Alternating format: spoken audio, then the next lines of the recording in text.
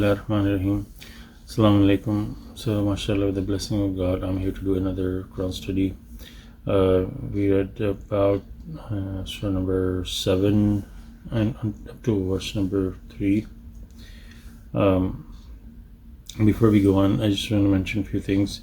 That happiness is devotion to God alone, and another clarification is that this Quran study that mashallah I'm doing is to kind of go along with the Urdu Quran study that we do, and the main purpose of is to basically to kind of a reminder to understand Quran better, and to go on with it. And another important thing to mention is that this Quran study is not to guide people or or anything like that, because guidance comes from God. Someone reads, listen, understand the message, and obey God. This is how the guidance process. Guidance does not start with just listening to the message. You have to listen, you understand, you obey, and it's a process where you get to the guidance part. So this is not absolutely designed to guide anybody. It's specifically just to put the message out there. Anybody want to listen? There's no compulsion in religion, absolutely not. Anybody wants to follow or not follow, it's all up to them. There's no people sometimes we get angry or why you're not understanding this and that. None of that is needed. You want to listen, this is the message. You don't want to listen, it's up to you. It's plain and simple. No sales required. That's the system of God. Even messengers and prophets were comforted in the Quran that your job is just to deliver the message. You're not here to, they were not even guiding anybody. You have seen many places. Why do you stress out? Why you worry? Your job is just to deliver the message. The sole purpose is to deliver the message. And we're just regular human beings, so it's absolutely, it's almost like to the point, this is like, why would I even consider to a regular person would be like to guide anybody? No, it's just to put the message out there in a platform that there's many platforms that they promote same message. So this is another platform where the message is there, God's message that we need to worship God alone. And it's a very amazing system where you don't even make a sale, and then you get your commission. You don't have to make a sale.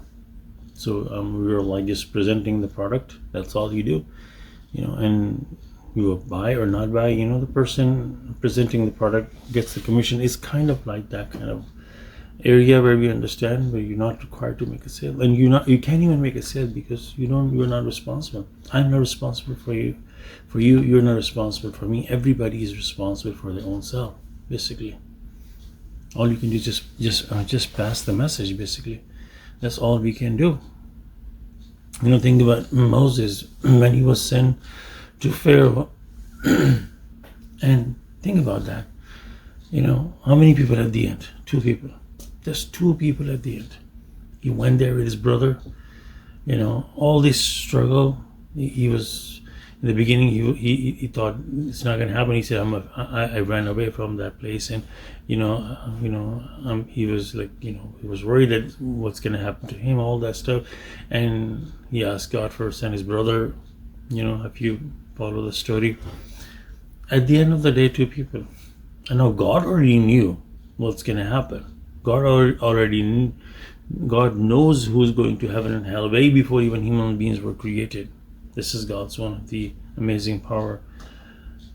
And God knew at the end of the day only 2 people will be accepting. What do you think if Moses would know this would be the end result? Only 2 people. Or anybody else would think, okay, I want you to go to this community and give the message. But at the end of the day, only 2 people will follow you. That person will what's the point? Why don't we just guide those 2 people? Just find those 2 people and just give them the message, and that's it. Why go through all this trouble? Why do just find those 2 people and give them the message? God says there's not a single community where God did not send the messengers. I'm paraphrasing that verse. How the message gets there, that's the point. Messenger's job is to bring the message. So main idea is the message being delivered. So the message was supposed to be delivered to Pharaoh and his people. That was the base of this whole thing. So that on the day of judgment, he cannot say, I didn't know the whole thing. I didn't get to understand the message. I didn't get enough chances. Or, God, you should have sent me somebody who would be like telling me all this stuff. That's one of the idea we get. Besides, God knows many reasons why sending Pharaoh. This is one of the things that we understand, that sending a messenger is to deliver the message, so they cannot say they didn't get the message on the day of judgment. Otherwise, coming to this earth would be, we didn't get the message. That's the missing part. So that has to be fulfilled. He was given enough time. He even sent his own people to get the magicians and all that, and even magicians fell prostrate because they were the expert, and all this on and on. I mean, if you follow the story, there were so many miracles and signs and proofs to him. Yet what happened? At the end of the day, he all this community, all this stuff that you follow the story. So that is the whole essence of this, just to be the message out there. That's all it is. Bismillahirrahmanirrahim. Verse number 4. Many a community we annihilated. They incurred our retribution while they were asleep or wide awake. So here we see the word annihilation. Annihilation is it's to the point of, we understand, is no return. They have exceeded all the limits, like we talked about Pharaoh, that when the death became visible to him, he started repenting. So that's no point of return. And before that annihilation happens, God gives him so many signs. And inshallah, when we read this Quran study, is like, kind of attached to the previous verses and get the essence of the story, where we talked about, mashallah, that the God is telling us here, look at the things that we understand, that this scripture was revealed, and then what is God telling us? You shall, follow. You shall follow what is revealed to you. So, if you just focus on the present community, because this is what we are here, we can understand and read the previous communities that God mentions in the Quran and learn from this and apply all those understanding to the present time. And the present time, we focus on this, because this is our life. This is our test, this present situation. And our present situation is that God is telling us that this scripture revealed to us, and this is one of the reasons that I mentioned that, I'm not here to guide anybody. This is just to provide a reminder for the believers. That's the sole purpose, and putting the message out there if anybody wants to listen. Verse number 3, here's God is telling us that what should we do? Follow what is revealed, and what we should not do. And then God says, rarely do you take heed. And this part, rarely do you take heed, this has been the problem we learned from the Quran in previous generations. This has been the problem. People don't take heed. And very few people are the one. So if somebody gets upset that, why are you promoting worship God alone and this and that? So this has been the problem since from the beginning, that people won't take the message. People object to the message where somebody comes and says worship God alone, and that's why the messengers have been rejected and all those things. And very, very few people that take heed. Very few people. So if somebody were to get upset that why are you promoting worship God alone, what I would say is that you don't need to worry about it, because nobody's going to accept it. To be honest with you, my experience has been extremely rarely people take heed. People come to this. It's hard to detach from where we were born, with society, with community, with religious beliefs that we are born in. It's very, very hard to detach ourselves from that. We are just people don't want to do it. And so if you get upset that somebody is gonna start worshiping God alone, this and that, it's very rare. It's hard to accept the message. And then my other experience has been once somebody accepted, it's hard to stay on that path. That's why, mashallah, I did a sermon that, it was Ihdina Sirat al-Mustaqim, Surah 1, verse number 6. That is the thing we have to focus. We have to focus on where we are in the process of the submission, that, you accept and you understand, you study, you start following God's message. God guides people, those who obey. And when you are guided, then you are on this path. It's hard to stay on that path. Once it's hard to get on that path, but it's hard to stay on it. That's why when we do the contact prayer, we ask, imploring God to guide me in the right path. That you want to be guided in that path. And that's why it is, if somebody will bother by this, that why you're promoting worship God, well, don't worry about it. It's hard to say that, but it's the reality. It's hard to accept the message. It's very hard. So the sole purpose is just like Pharaoh, the message, in the Moses and Pharaoh story, the message has to be out there. There are many platforms. There's already message out there. This is one of them. So when we talk about the annihilation, this is where this community has been warned many times, and now they have incurred the retribution.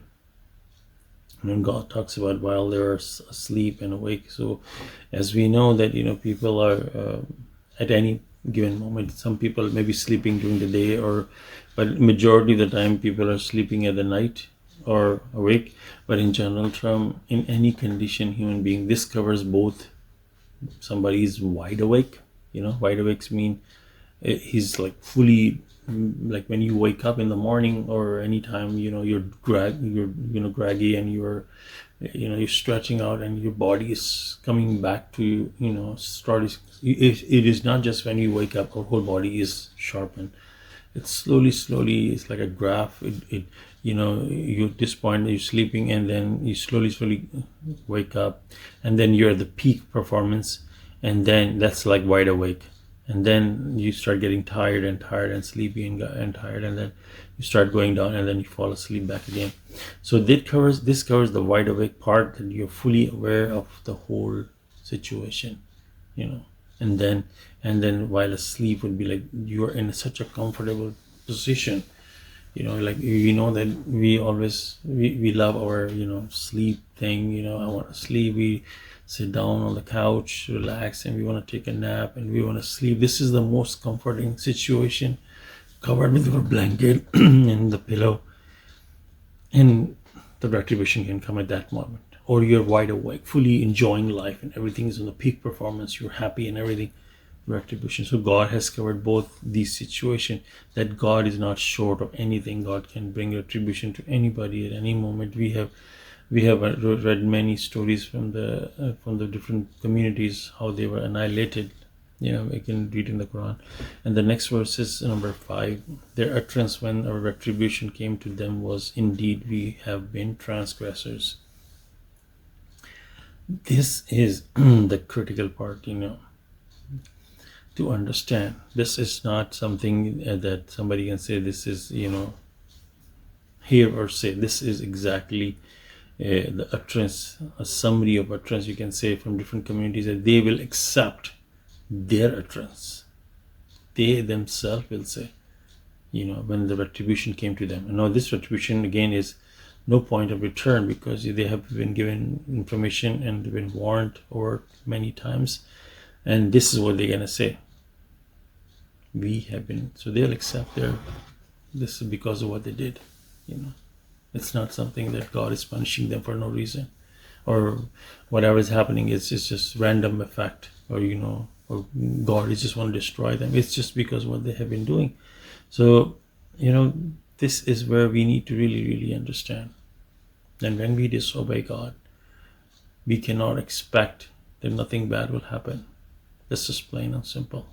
If there's only two ways, either we obey God and do what God says, or we disobey, and then God gives us signs, and God have us go through small problems in life where we realize it could be sickness or something to go back to God, But when we continue on that same path, after certain times, it's kind of a summary of the system that I'm trying to explain. That after some time, then God lets you go off, enjoy. No more warnings will be coming. You'll be enjoying your life at the peak. Nothing bad will happen. And all of a sudden, irreversible retribution will come, and that's when people say, "Indeed, we have been transgressors." This is kind of a umbrella. A ballpark one system that happens. I'm not sure if there's could be some exceptions or some other things happen, different way or other style. But this is a basic message delivered. People reject. God warns them over and over. Until then, it's a long period of time where nothing happens, and all of a sudden retribution happens, and and it is very more painful when you are, when you're really, really enjoying something and all of something bad happens. Is devastating. Compared to someone has a lot of small things happening and another big thing happened, this person is used to it. So the period where your person is really enjoying your body is just got used to that good time where you didn't suffer anything. Then when the retribution comes, that's devastating compared to somebody who's been suffering and okay, one more problem, because he's used to it. So that's one of the thing that we can understand how our people will react. The next verse is, we will certainly question those who receive the message, and we will question the messengers. This is the word says certainly. This is, God can just say, we will question those who receive the message, and this will happen. When God says something, it is bound to happen. Why God is doing certainly, think about that. Whenever God uses these kind of words, certainly, absolutely, is to tell us, again, God doesn't need to say that. When God says something, it is for us to understand that God is stressing that for us to believe that this will happen. When you try to convince somebody, but finances or something, the market will show this happen or that happen, or you gotta do this, you gotta do that, or when you try to help somebody, what do we use? We use those words, my friend, please listen to me. I'm telling you, absolutely this will happen. Why are you using the word absolute? So make that person believe. Again, God doesn't need to use this, but it is for us to understand God is why using this stress. And when somebody uses these words, think about that. When somebody tells me, I'm telling you absolutely this will happen, then I will go talk to third person. For example, I said, he said absolutely. He's so sure about that. I gotta take precautions. I gotta do this or things like that, right? I gotta put my money in this company or that company. This will happen or that happen or any of that stuff. Why do we do that? Because we listen to those words. So this is the word we need to understand. Pay attention. God is saying certainly. And when God is saying certainly, now this puts another level to something that is bound to happen. There's no absolutely. You can pretty much think that this is a past tense now, because something that already happened, you don't even need certainly. That this thing's already happened. So we can look at this verse in a past tense. Like we have certainly questioned.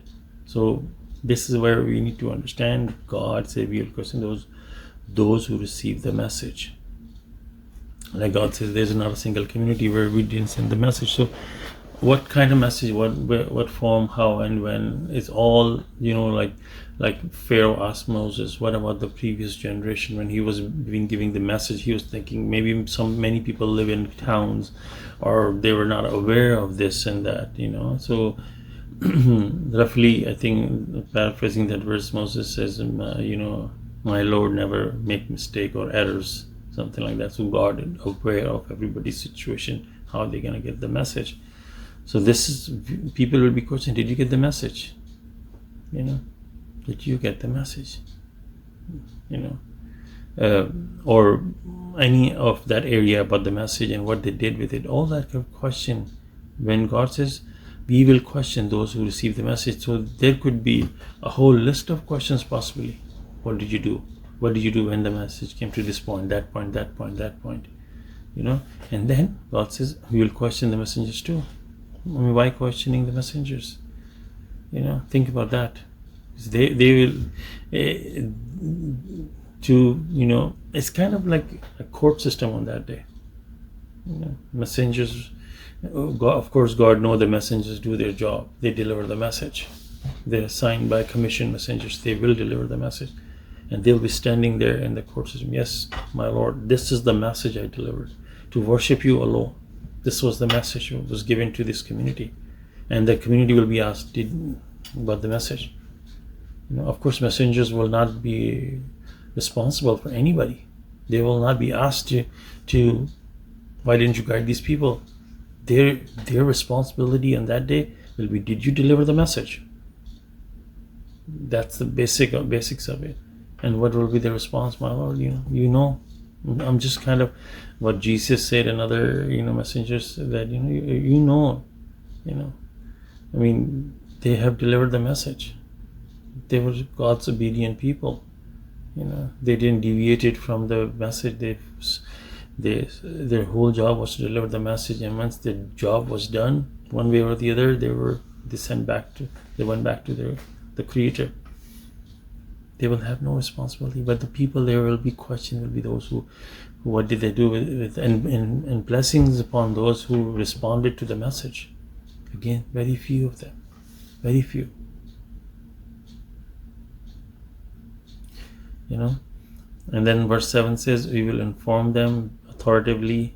We were never absent. You know, authoritatively. You know, just to make it solid case that, you know, God will tell them whatever you were doing. God was aware of your situation every step of the way. When my messenger, see, when you compare 6 to 7, asking them why did you, you know, were certainly asked the people and the messengers, and here God saying we were also there. So what can a person do in this situation? This, you cannot hide or anything, cannot cheat or lie or anything. Everything is just crystal clear. All this basically to tell people that nothing will go unanswered.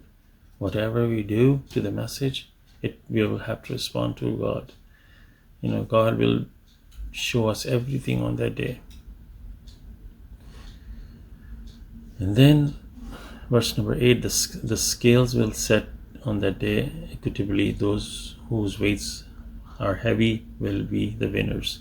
Now here we understand that in verse 8, the weights is in comparing to today's world, you know, that somebody has, you know, a lot of wealth by weight, you know, or something like that. So here we're talking about good deeds, and these scales will be set on that day. Like, you know, imagine people have bags of good deeds and bags of empty bags. There's no good deeds, you know.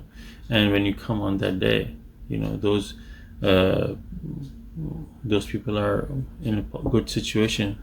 It's like literally you can imagine is that a giant weight scale. You put on that weight and they'll be like telling, okay, it's 2 tons, 3 tons, 4 tons. It's some kind of allegorical, but of course it's a different system. But it's to give us some understanding. Equitably is not even no mistakes, no errors. In this world, no matter how hard we try, we end up making, you know, we cannot be just as in this world. You know, we can try as best as we can, but on that day, not even a seed of grain will be missed, or one way or the other. Those whose weights are heavy will be the winners. These are the ones who they responded to God. They obeyed God. They were on the path, and they are the winners. And as for those whose weights are light, these are the people. They're empty bags. Their good deed bags are empty. In fact, their sinful bags are full of sins, so it's that have probably different meaning or something, but lesser weight mean their good deeds are, you know uh, like light, there's nothing in it. They will be the ones who's lost their soul. In this today's community time, we can understand this is somebody at the end of the day comes with like $1 million, and compared to the other person who has zero money and is in $1 million debt. So the 1 million debt is like negative. That not only a person at the 0 point will be far better off. And this is where the purgatory, this surah is kind of shedding light, that the purgatory there'll be some people on purgatory, and these people, one of the important things to understand, they never did idol worship.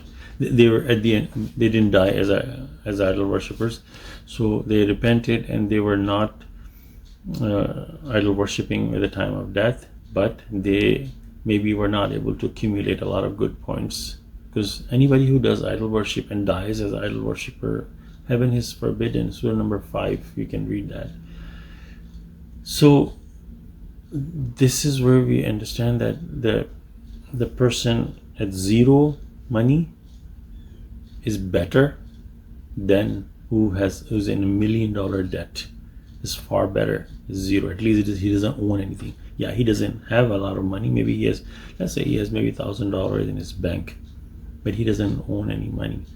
He's far better than the person who own debt. And the person who has $1 million surplus is far better than this person, and way far better than the one.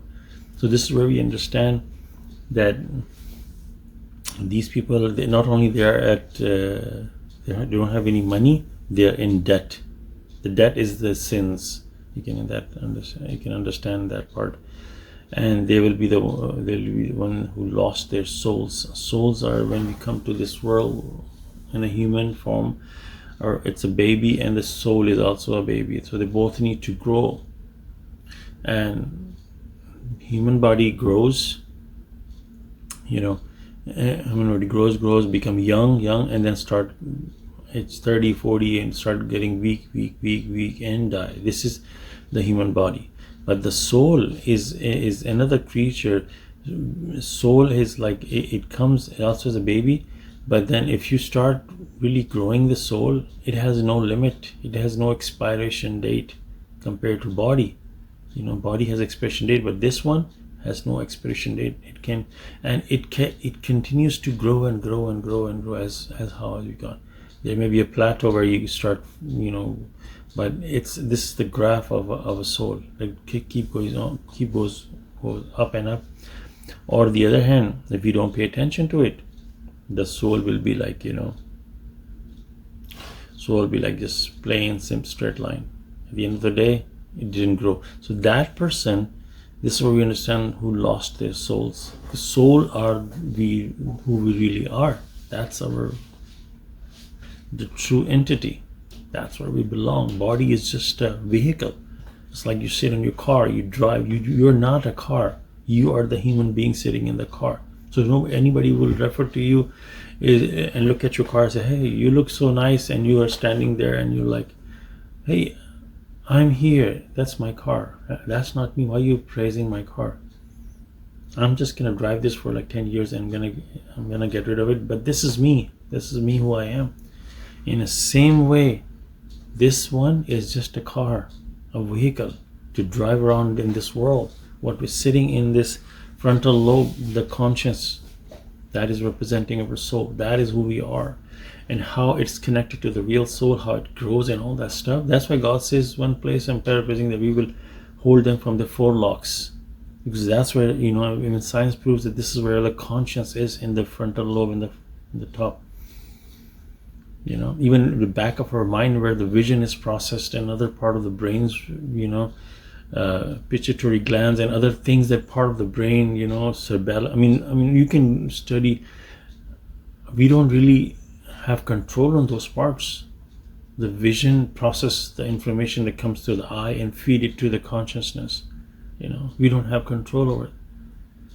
Whatever we're seeing, whatever we're hearing, We can listen to what we want, but this is where we truly are, our soul. And if you don't do anything what God tells us, then so the footnote says, I'm going to read 9 one more time. As for those whose ways are light, they will be the ones who lost their souls as a consequences of regarding our revelations unjustly. So remember, we read this surah, verse 2 and 3, right? Where God says, this is the book we sent down, we revealed, and then say, follow only what is revealed, and do not follow any other idols. And think about that as the consequences. See, we are on the same page. If you think about it, when you read the book, follow, not just take out slices, follow the trail, what is being discussed. It's a same thing, it's a flow. And here God is talking about the consequences of disregarding our revelation. So anybody who disbelieve on that 2 verses in the beginning, that's like a starting point of this surah number 7. The book, the revealed, the follow, and do not follow this. Only if you will take the heed. This is like the index, the beginning part of surah number 7. Very interesting, very interesting. And then the whole surah is about that. How God gonna start talking about Satan, the many messengers, and God, before that, verse 51, God's gonna talk about fully detailed book. Then many messengers God is gonna talk about where their messenger went to them and how the response was. And then God's gonna talk about that those who believe and lead a righteous life, they have, only if they had done that, we would have showered them with blessing. And the Moses story, very beautiful layout based on the 2 verses, the beginning of the surah. Interesting, fabulous book. The style, you look at it, it's just mind-boggling to think how God has created the book. Each surah is designed marvelously. What a genuine, structure the book is. And seriously, this is really heavy stuff as a consequence of their disregarding our revelations unjustly. What we should supposed to do? We hear and we obey. When we read the first 2 verses, what our response? Yes, sir. Our Lord says, He has sent this book to us. We hear and we obey. Period. We're just gonna follow the Quran. That's it. We're not gonna follow this or that and this and that and this and that and get confused because one person gonna say, no, you gotta do this way. Third person gonna say, no, you're wrong. 4 wrong. Third, 7, 8, 9 wrong. So now you're debating between 10 people. Who should we follow? God says, this is my book. Just follow this and don't follow anything else. Again, we are coming back to 2 verse 1 to 2 and 3, 2 and 3, 2 and 3, 2 and 3. This is the score. Like surah number 2, the core of the essence of the surah is we hear and we obey. Here, only follow this book. And may God forgive me, but this is kind of the general essence of the surah. What is if somebody were to read the whole thing, what is the essence of this? Is to follow this book. This is what I understand, where God is stressing the message, follow the message. And this will be the consequences of disregarding, because they disregarded the Quran. Even if you follow the Quran, but you have other things on the side, we are committing idol worship because we have another source beside God. There are so many forms. Either we partially follow and then partially something else, idol worship. We completely disregard the message or something else. All these situations are the same. The only way is only to strictly follow what God's message is. That's it. Whenever and no company will allow that. Think about that. You work for any company, and they set standards and their manuals and how they want to do their business and which way. If somebody start doing business different way, they're using company products and everything, but they don't want to do what this. They want to make things differently on their own.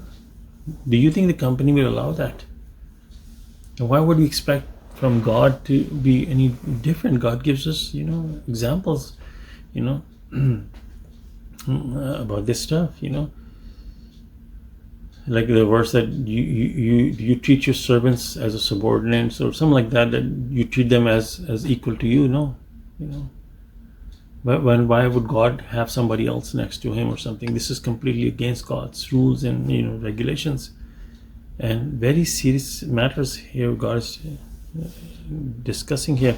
And the footnote is failing to heed our Creator's lead to spiritual starvation. This is where we don't take heed, don't listen to God, our Creator, the spiritual starvation, our soul that requires the food. That's like human body. If you don't feed a human body, it's gonna start becoming slimmer and slimmer. The bones start showing up, and eventually the person will become so weak and die. Same way, the spiritual starvation. If you don't feed the soul of the food of the soul is by worshiping God alone, because it's part, in a way, it's part of God. Because when God blew in with the spirit into Adam, that part of the spirit that came into a human being, and that links to God in a way that, when we worship God alone, we do contact prayer. This is like we contacted with God. The soul is being fed in milestones, like, I don't know, the scale will be out of, a person can grow to the size of a city in the soul wise, and this is more righteous. It's not becoming like it's becoming fat or something. It's growing in whole dimensions, so that leads to spiritual starvation and eventual loss of soul. What does that mean, eventual loss of soul? Our soul will completely die? Eventual loss of soul. Like a human body, when it's starved to death, is dead. And it's like that soul has nothing in it. All we will left is this human body. So maybe, I don't know, God knows that maybe because on the day of judgment, those who don't have their soul grown up, they can't even face God. They will be running away from the light that's coming from God. Like, think about sun. We cannot look at the suns directly. We need some kind of lens. Even if you can, that's just a sun. Imagine when God comes on the day of judgment, those who didn't have the soul developed, they will be running away from, because all they have is the body. Imagine you go into space in just body cannot survive in space. It needs some protection. So maybe the soul, in one way, is covering the body, the whole body, and this is how, like a spaceship for us. Just kind of roughly allegorical explanation. I don't know how exactly it would be, that some way. And your space, the bigger the spaceship, the better you are, and inside is your body. But those who lost their soul, they're like outside running around. Imagine you're in jungle and your body, you're just running around and no protection, compared to somebody who's also in jungle but is in a big giant protected spaceship, that he doesn't have to worry about anything what's going on outside. It can be sleeping in the middle of the night in this protected spaceship. You can go in space and everywhere. So that's one of the understanding. That's why one of the things we can't understand is when we made mistake, we exposed our bodies. What does that mean? Could be the soul was gone.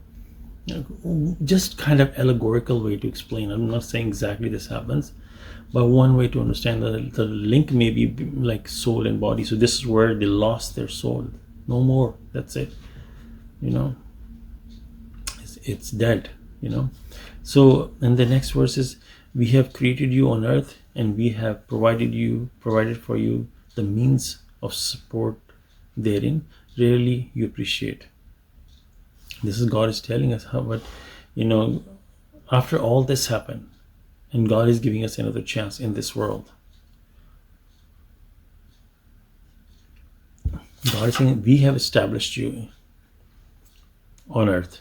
So, we can go on and on, talk about what God has done just for this test. That God, specific purpose we are on earth. Just for that test, God has created this massive earth, massive galaxies, and galaxies upon galaxies, this universe with trillions of galaxies. Think about that. All this to test us. So we ponder. 2 days to create all these galaxies, and 4 days to create the Earth. It is twice as complex. We see, if you want to see how complex our Earth is, study the galaxies, how the massive distance, light years, even our own galaxies, 100,000 light year across. The light, the way how fast it travels, 7.5 seconds to go around. Like this Earth. It takes light. How we travel around the Earth. Once complete circle in airplane, how long it takes? Maybe a day. For a light to do that in 1 second. In 1 second. Think about that. It can take 7.5 turns. So 7 complete circles and 1/2 circle in 1 second.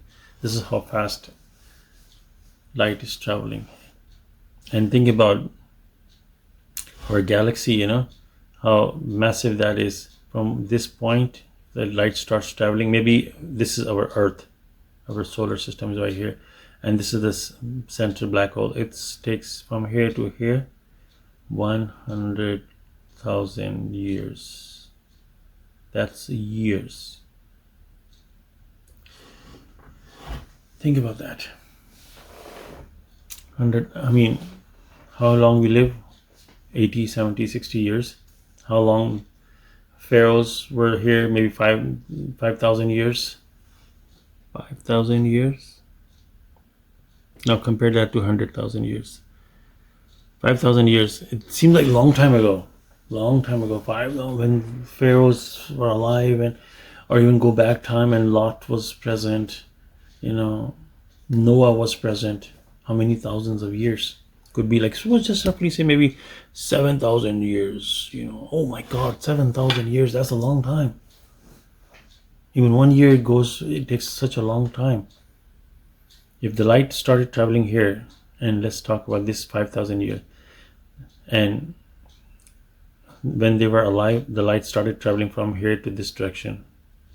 The light probably be somewhere around here. In 5,000 years. It will take 100,000 years all the way to cross up to here. So how massive galaxies are. Our Earth is twice as complex than that. Think about that. Twice as complex. So we need to appreciate what God has done for us. Appreciation is, when we tell somebody, you do something for somebody and they say, they don't say thanks to you, or they may say thanks, and when you don't really get appreciated, what I've done for you, man, you're not even appreciated. How bad we feel. That, compared to somebody when you do something for someone, you pay for their college, or you take care of somebody for 4 years. That person is, from their heart, they're thankful to you. Every time the person meets you, I'm so thankful to you, man, what you've done for me. Compared to somebody who just forget about you and not even, and you will feel more happy when somebody really appreciates you, what you have done for them. How would you respond would be compared to somebody who, like, so for example, you help 2 people, and one of them is really appreciative and one is just heedless, doesn't even care. How would you respond to that?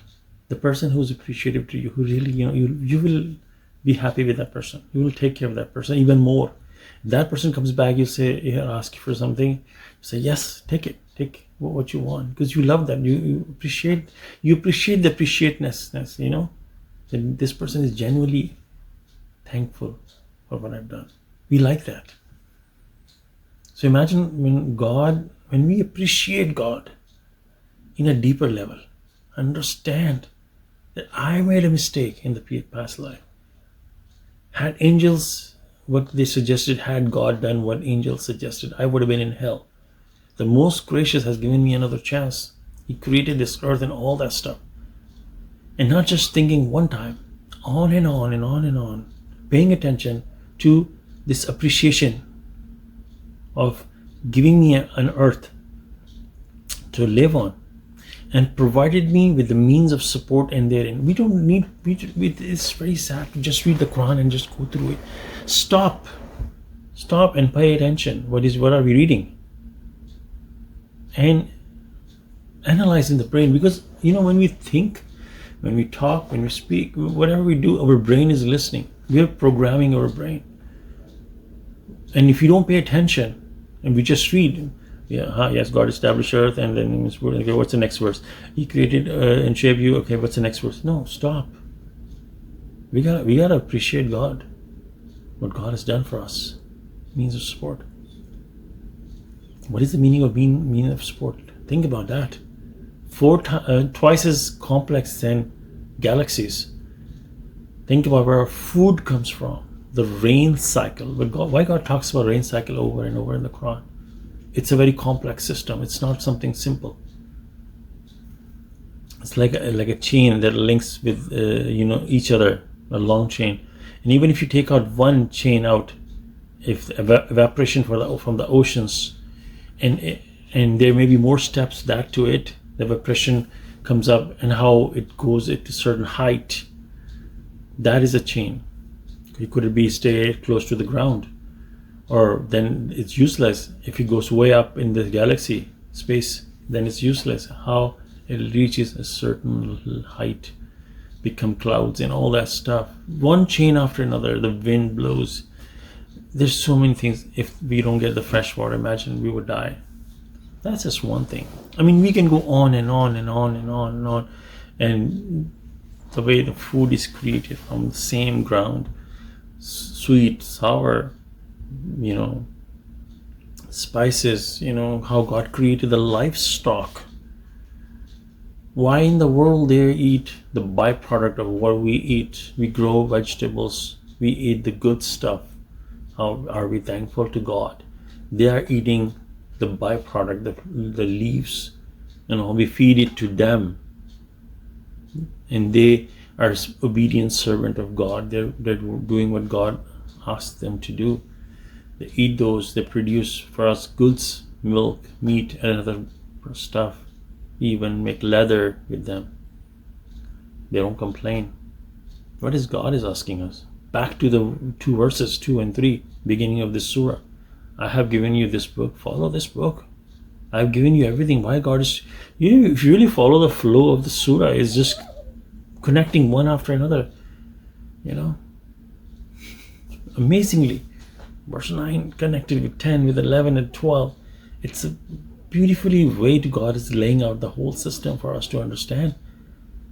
And then say, rarely you appreciate. Look at that. Rarely. Back to the verse number 3, the ending.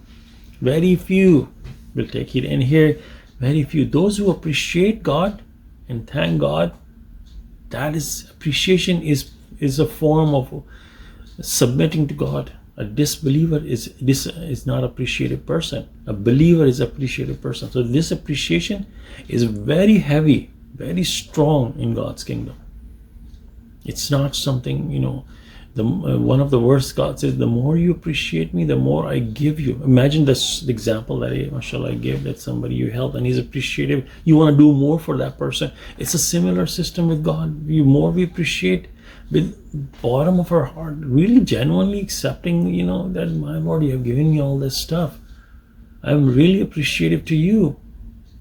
Not just by lip service, genuinely. That's why the more you process that information, the more you ponder, even drinking a glass of water, have this cup of coffee, and drinking it. Mashallah, that's what, we don't want to just drink a coffee. Start with in the name of God, most gracious, most merciful. Bismillah ar-Rahman ar-Rahim. Every sip, try to focus on every sip, the taste, the flavor. Enjoying is a form of also, because when you link that to God, then thank you God for giving me the enjoyment. You're appreciating everything. You're not just appreciating this, thank you for giving me a cup of coffee. You're appreciating every chain, every cycle of that thing, that thank you for the flavor, thank you for this, thank you for that, thank you. And the more we do that, we start to, live in that world of appreciation. Think of appreciation it's like a system. You living in that system, not from outside. You are in that. So when you thank, you are that person who genuinely say thanks to somebody who paid for their college, or took care of him when he didn't have a home. He was a homeless. You brought him in home or provided him a shelter, and he's really genuinely thankful for you for getting him back on his feet, give him how many years to live with him, all this. He's genuinely, every time you call him, he's just, yes sir, he put everything down. How are you? Because he's appreciative. So we need to take appreciation in a higher level to really connect with God, taking that appreciation more. And I can talk about another very important thing of appreciation. This is very serious, but appreciation in a nutshell, I will say it's a blessing that God is allowing us to say thanks to him. That's another thing. We are not even worthy of even talking to God. Even the fact that this thing is so important in God's king system, it's a blessing that God even allowing us to say thanks to him. And then verse number 11, we created you, then we shaped you, then we say to the angels, fall prostrate before Adam. They fell prostrate except Iblis, Satan. He was not with the prostrators. So from here, the next verse is the test begins, and I'm going to inshallah read up to verse 11, but then, because the next part is we're going to talk about what happened in the previous life, and which when I inshallah talk about verse number 12 next time, will link with 11. So because there's a lot to talk about in these verses: fire, mud, and many interesting things comes up. Very emotional phase that God takes from here to think about all these verses in depth. So, and we created you, we shaped you, we shaped you. Then we said to the angels, fall prostrate before Adam. They fell prostrate except Iblis, Satan. He was not with the prostrators. So again, think about God created us. Had God not created us, imagine we were never created. All the enjoyment we see in life, the good things, why people are afraid of death, because we think that all this good stuff will stop. My life will stop. Then why not appreciate this life what we have? That's the sole reason any living creature is afraid of death, is they're enjoying life and they don't want to, the only person will will terminate their life is because they're going through horrible situation where they come to this point, they finish their life, something like that. But in normal conditions, we don't do that. We appreciate life, and so if we appreciate life, enjoying, we have to be thankful to God. Even so many links that will connect back to appreciation. Then God says, God is the one shaped us, and say to the angels. So these things, inshallah, when we do talk about that, then when the Satan refused to prostrate, I want to inshallah refer back to, we shaped you. That's a very important thing in this coming verses. And then we say to the angels, Satan was among the angels, fall prostrate before Adam. That was a commandment given to them, even though prostration is a form of worship.